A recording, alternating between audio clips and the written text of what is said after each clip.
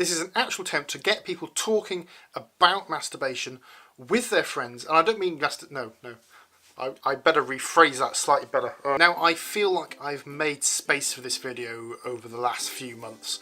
So if you didn't know, it is Masturbation May, and in fact on the 28th of May it is International Masturbation Day. Now, you might believe that masturbation is a taboo subject. It really is at the moment, and it shouldn't be. This is an attempt to get people to talk about masturbation openly with their friends or with their sexual partner, trying to promote healthy discussion around sex positivity, which is so important for relationships and for your sexual health and well-being in general. So why do we need to talk about masturbation more? Well, firstly, there is the idea that masturbation is shameful, which it just isn't. But these social conventions have led to less conversation around masturbation and sexual health in general. Particularly in men, it's led to less healthy conversation about it, and with women tends to lead to no conversation at all, which is perhaps even worse. If you don't talk about sex, that leads to no positivity around sex. It leads to sex itself being taboo, hidden away, and in the 21st century leads to people learning about it through porn and other unhealthy ways of learning about sex. But guys, there are some health benefits of masturbation. So for people with a vagina,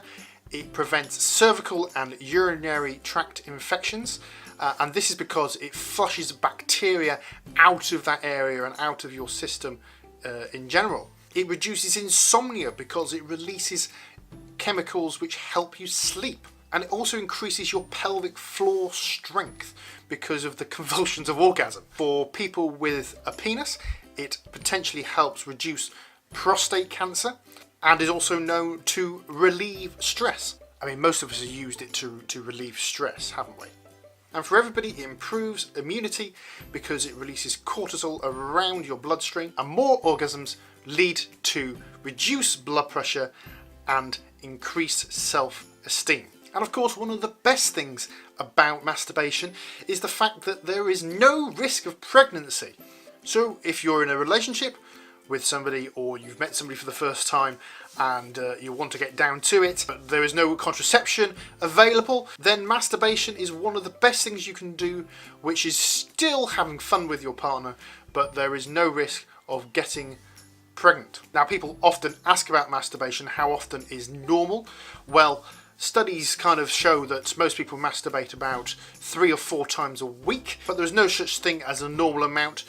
Some people don't masturbate at all, and there's absolutely no problem with that. It doesn't make you weird, it doesn't make you unhealthy, there is absolutely no issues with that.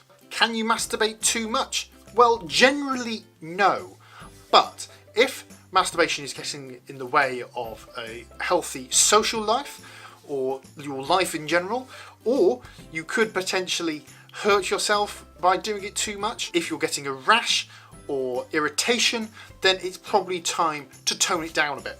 And now the sun's come out, so I've had to change right at the end of the video, so it's going to look a little bit weird. I hope this video has been interesting.